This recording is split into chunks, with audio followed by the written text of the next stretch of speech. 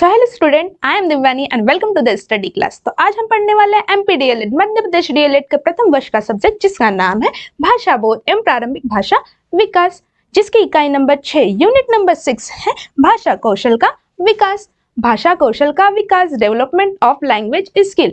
आपको तो पता ही है कि हमें जो भाषा सीखते हैं उसके लिए कौशलों का क्या स्किल का यूज होता है। जैसे कि फर्स्ट स्किल है श्रवण कौशल, सुनना, बोलना, पढ़ना और लिखना। यह क्या है? कौशलों के प्रकार है। यह 4 प्रकार के होते हैं, सुनना, बोलना, पढ़ना, लिखना।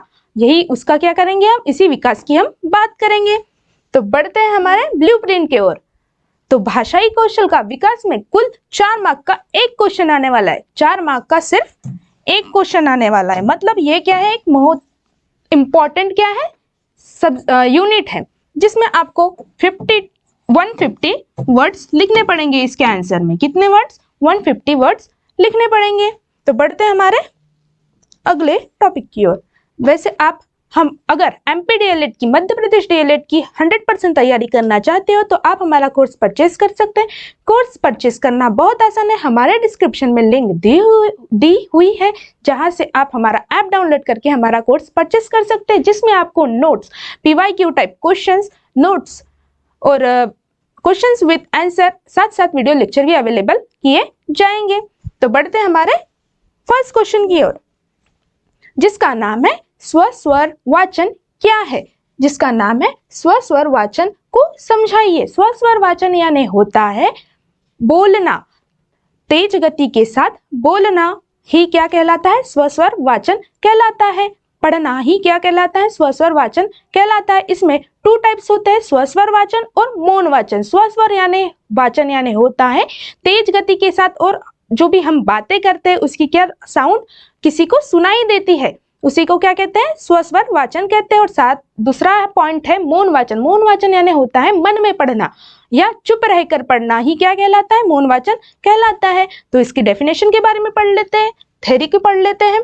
जब लिखी हुई भाषा में व्यक्त भावों और विचारों को समझने के लिए ध्वन्यात्मक उच्चारण करके पढ़ा जाता है। जब जो कोई भी लिखी हुई भाषा है उसको सही ढंग से पढ़ना, उसके भाव को समझना ही क्या कहलाता है? स्वर वाचन कहलाता है।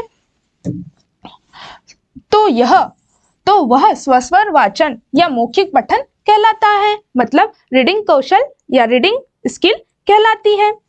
सेकंड क्वेश्चन है वाचन शैली से क्या आशय है। वाचन यानी होता है पढ़ना या रीडिंग स्किल।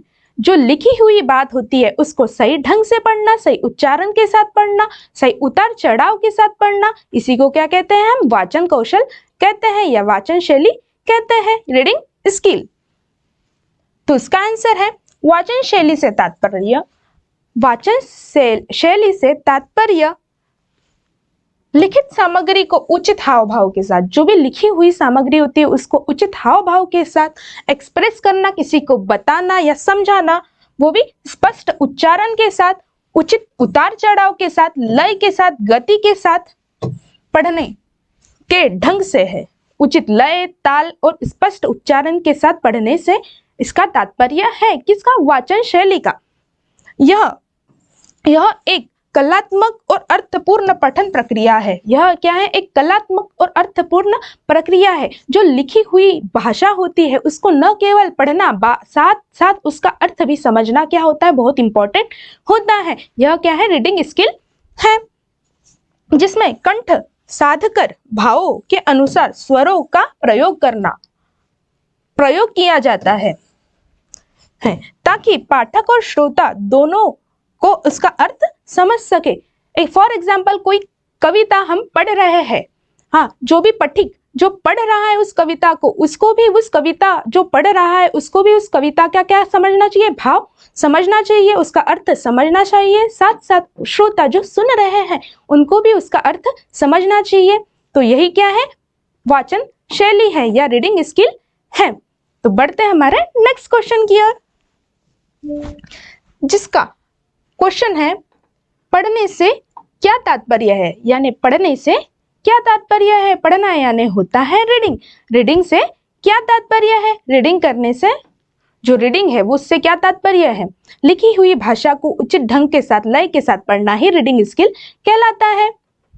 तो पढ़ते इसकी थ्योरी को। लिखित भाषा में अभिव्यक्ति, लिखित भाषा में अभिव्यक्त विचारों को व्यक्त करना। लिखी हुई भाषा को, लिखे हुए शब्दों को क्या अपने विचारों के साथ क्या करना? प्रकट करना, किसी के सामने एक्सप्रेस करना, व्यक्त करना।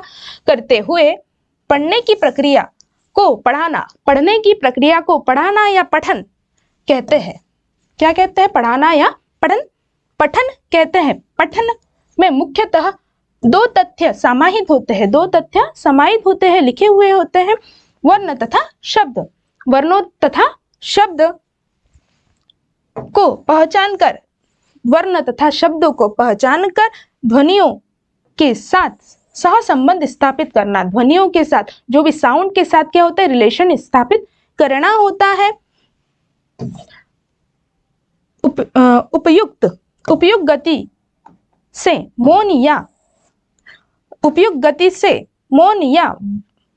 व्यक्त पठन करते समय पठित सामग्री, जो भी उचित समय या मौन के साथ, मतलब चुप रहकर जब हम पढ़ते हैं उसको क्या? पढ़ते समय पठित सामग्री को पूर्व पर संबंधित जोड़ते हुए क्या करना है? उसका अर्थ समझना है। जो भी हम पढ़ रहे हैं उसको क्या? उसके अर्थ समझने को ही क्या कहते हैं? हम पढ़ने से यही उसका क्या है? तात्पर्य है। रीडिंग कौशल से यही इसका तात्पर्य है कि लिखी हुई भाषा को क्या करना? उच्च ढंग के साथ, उच्चारण के साथ पढ़ना ही क्या कहलाता है?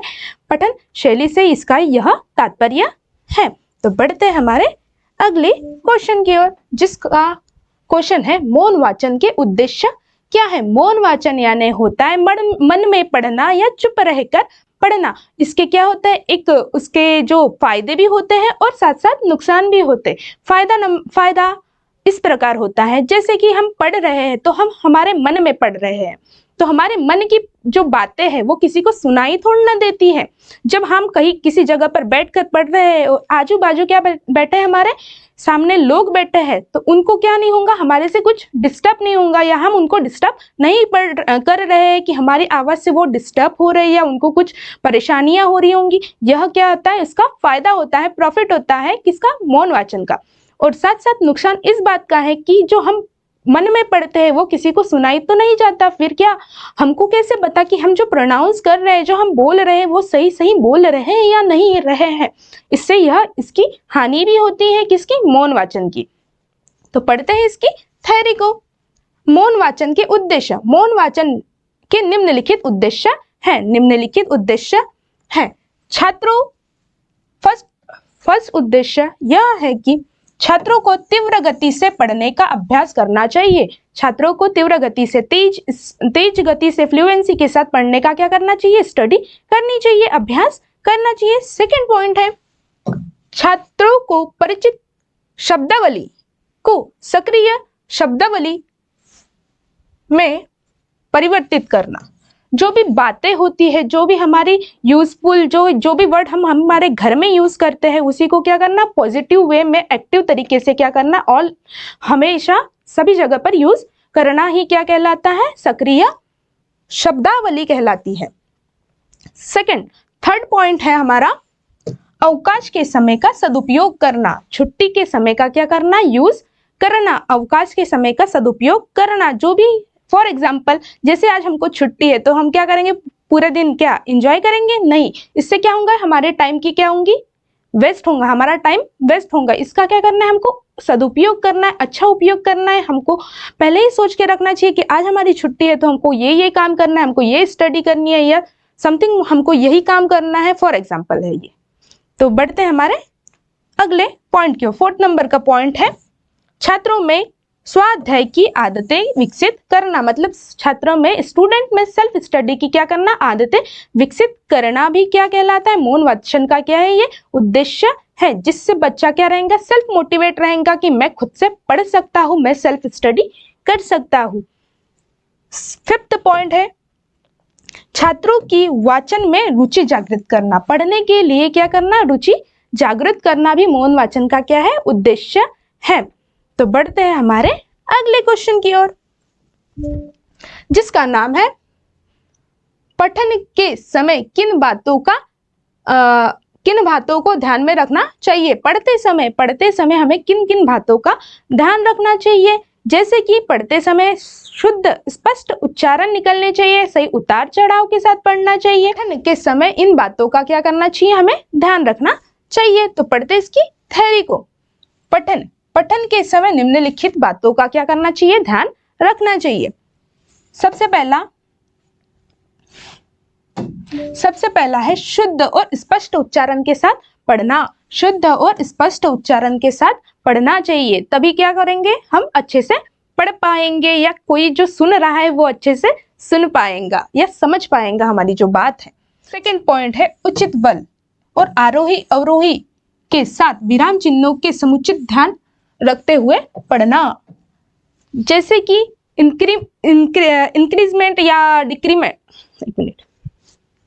सेकंड पॉइंट है उचित बल और आरोह अवरोह के साथ विराम चिन्हों का समुच्चय ध्यान रखते हुए पढ़ना। जैसे कि पढ़ते समय कोई फुल स्टॉप आया, कॉमा आया, वहां पर रुकना है। यह क्या होना चाहिए? पढ़ने वालों को थोड़ा उसके बारे में ज्ञान होना चाहिए। नेक्स्ट पॉइंट है भावानुरूप एवं अवसरानुकूल पढ़ना। अवसर के हिसाब से सही ढंग से हमारी बात को किसी के सामने कहना ही क्या कहलाता है? अवसरानुकूल कहलाता है। नेक्स्ट पॉइंट है हमारा श्रोताओं की संख्या एवं अवसर के अनुसार वाणी को नियंत्रित करते हुए पढ़ना। मतलब हम किसी को कुछ बोल रहे हैं या बहुत सारे लोग हमारे सामने बैठे हुए हैं, तो हम क्या उनसे खराब लैंग्वेज में बात करेंगे? नहीं ना, हमको अच्छी लैंग्वेज में उनसे बात करनी पड़ेगी। तो यह था ये वाला पॉइंट। तो बढ़ते हमारे अगले पॉइंट की ओर। फिफ्थ पॉइंट है उच्चारण एवं सुर के साथ स्थानीय बोली का प्रभाव न आने देना। मौन पठन के समय बिना होठ हिलाए पढ़े तथा पठन गति में तीव्रता लाने का प्रयास किया जाए। फॉर एग्जाम्पल, हम घर में दूसरी लैंग्वेज यूज करते हैं, स्कूल में दूसरी लैंग्वेज यूज करते हैं, तो दोनों लैंग्वेज का क्या नहीं करना? मिक्सअप नहीं करना, जिससे हम जो सुनने वाला होता है उसको भी हमारी बात नहीं समझती है और साथ साथ हमें हमारी लैंग्वेज में क्या होती है? प्रॉब्लम होती है। साथ साथ जो मौन वाचन होता है उसमें क्या नहीं होता या क्या नहीं करना पड़ता? बिना होठ हिलाए पढ़ना होता है। तो बढ़ते हमारे नेक्स्ट क्वेश्चन की ओर, जिसका नाम है लिपि की शिक्षा या लिखित अभिव्यक्ति कौशल के उद्देश्य क्या है? लिखित अभिव्यक्ति कौशल की क्या विशेषताएं हैं? लिखित लिपि यानी होता है लिखी हुई भाषा या लिखित भाषा। तो इसका आंसर है लिपि की शिक्षा या लिखित अभिव्यक्ति कौशल के उद्देश्य है। फर्स्ट जो पॉइंट है, बच्चों को वर्ण की ठीक बनावट लिखाना सिखाना। बच्चों को क्या? अच्छी तरह से लिखना सिखाना। यह क्या है? लिपि की क्या है? शिक्षा या लिखित अभिव्यक्ति कौशल का क्या है? उद्देश्य है कि बच्चों को ठीक ढंग से और अच्छी हैंडराइटिंग में क्या करना? सिखाना। सेकंड पॉइंट है बच्चों को सुंदर और सुडोल लेख का अभ्यास कराना। बच्चों में को क्या करना? अट्रैक्टिव राइटिंग निकालने का क्या करना? प्रयास करना चाहिए और उनको बताना चाहिए कि ऐसे ऐसे हैंडराइटिंग निकालनी चाहिए और वह क्या दिखनी चाहिए? सुंदर भी दिखनी चाहिए। नेक्स्ट पॉइंट है छात्रों को शुद्ध अक्षर विन्यास का ज्ञान कराना। बच्चों को क्या? शुद्ध अक्षर और शब्दों का क्या कराना चाहिए? ज्ञान कराना चाहिए। नेक्स्ट पॉइंट है छात्रों को वाक्य रचना के नियमों से परिचित कराना। वाक्य बनाते समय क्या क्या नियम को फॉलो करना पड़ता है उसका क्या कराना? समझ कराना। फॉर एग्जाम्पल, हम पढ़ते समय क्या करते हैं? Question mark, full stop, comma, ऐसे थोड़ा ना बोलते हैं कि आप क्या कर रहे हो? क्वेश्चन मार्क, ऐसे थोड़ा ना बोलते हैं हम। तो उसका क्या कराना? उनको क्या कराना? बताना कि ऐसे ऐसे यूज होता है। लिखित, खासकर लिखित जो हम लिखते हैं उसमें उसका यूज होता है। Question mark, full stop, comma, इनका क्या होता है? यूज होता है। बल्कि हम जो बोलते हैं या ओरली जो बोलते हैं उसमें उसका यूज हम नहीं करते हैं। इसीलिए हमारे एग्जाम में न केवल बोलना, हमारी ओरल एग्जाम नहीं होती है कहीं पर भी हमारी क्या होती है? सिर्फ रिटन एग्जाम होती है। क्योंकि बच्चों को जो हम पढ़ रहे हैं वो अच्छे से समझ पा रहा है या नहीं समझ पा रहा है, जिस लैंग्वेज का वो ज्ञान ले रहा है उसके बारे में उनको सही डिटेल या जानकारी है कि नहीं है, उसका उससे क्या लगता है? पता लगता है। नेक्स्ट पॉइंट की ओर बढ़ते हैं, जिसका नाम है छात्रों को विराम चिन्हों का सही उपयोग या प्रयोग सिखाना, विराम चिन्हों का क्या करना, सही सही उपयोग बताना। जैसे अभी मैं बता चुकी हूँ आपको कि उनको कैसे कैसे यूज करना चाहिए, सिंबल्स का, क्वेश्चन मार्क, फुल स्टॉप, इन सभी चीजों का। वैसे मैंने आपको बता दिया है कि आप हमारा अगर कोर्स परचेज करना चाहते हो, अगर आप MPDLED की 100% तैयारी करना चाहते हो तो आप हमारा कोर्स परचेज कर सकते हैं। कोर्स परचेस करना बहुत आसान है। वीडियो के डिस्क्रिप्शन में लिंक दी हुई है, वहां से आप हमारा कोर्स या हमारा ऐप डाउनलोड करके हमारा कोर्स परचेस कर सकते हैं। तो चलिए करते हैं इस लेक्चर को यहीं पर समाप्त और मिलते हैं अगले लेक्चर में। Thank you class.